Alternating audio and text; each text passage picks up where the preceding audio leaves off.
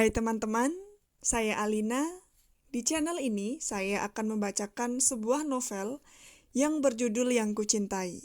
Novel ini ditulis oleh Hartatix dan dicetak untuk pertama kalinya pada bulan Agustus tahun 2018 oleh penerbit AE Publishing Malang.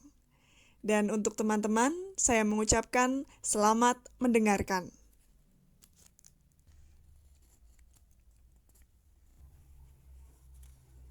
Setengah 12 malam, tubuh Naya sampai di rumah sakit. Danang dengan panik mengiringi istrinya yang tergeletak lemah di atas kereta pasien.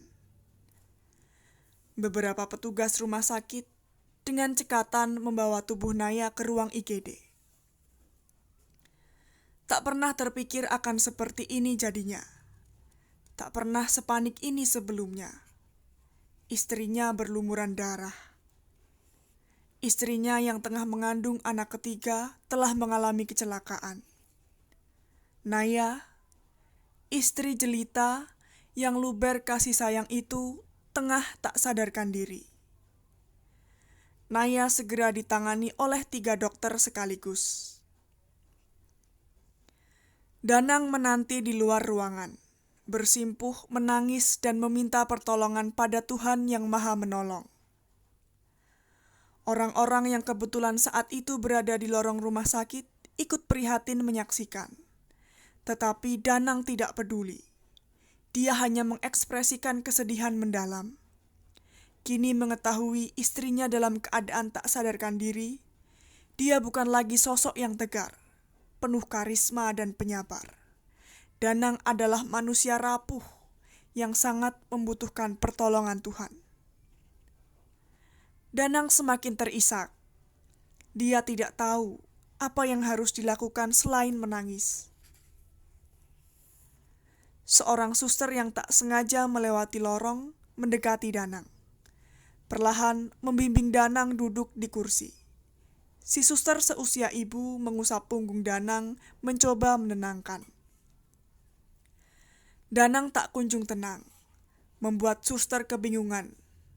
Meskipun sudah bertahun mengabdikan diri sebagai tenaga medis, dia tak kuasa juga menyaksikan pasien atau wali pasien terpuruk menyedihkan. Si suster menarik napas dalam. Beberapa saat kemudian, si suster berkata, "Nak, di samping rumah sakit ini ada langgar kecil. Kau bisa menggunakannya untuk meminta yang terbaik buat istrimu." Danang mengangguk. Bergegas, dia berjalan menuju langgar yang dimaksud si suster.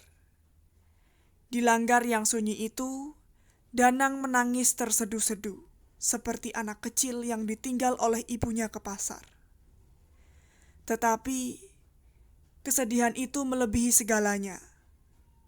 Danang bersujud, menjerit, meminta Tuhan mempertahankan istri dan anak yang dikandung istrinya. Tembok langgar itu seperti ikut menunduk, turut menyertai doa. Tembok itu memantulkan suara Danang yang menyebut istrinya dengan pilu.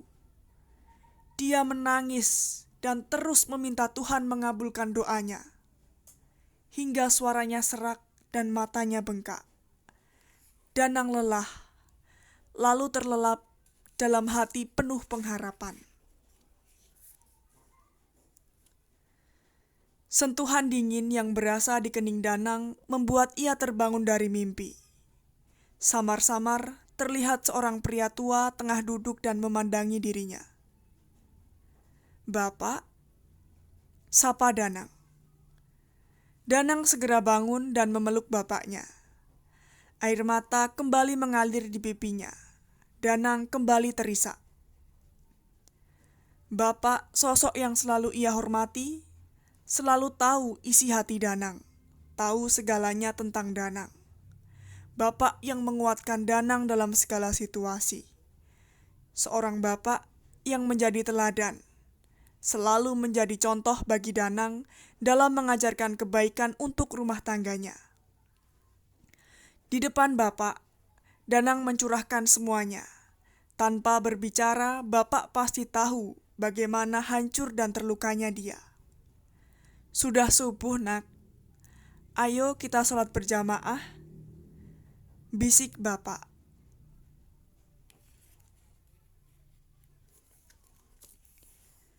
Di ruangan itu, Danang seperti berada dalam sebuah sidang pengadilan, di mana dia tengah menanti hukuman apa yang pantas dijatuhkan untuknya.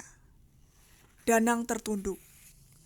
Dokter menghela napas sebelum memberitahukan semuanya. Danang terus menunduk didampingi ibu dan bapak yang juga menanti apa yang diucapkan dokter. Sebelumnya kami minta maaf, Pak. Kami sudah melakukannya dengan maksimal, dengan penuh pertimbangan. Kata dokter memulai pembicaraan. Suasana sunyi.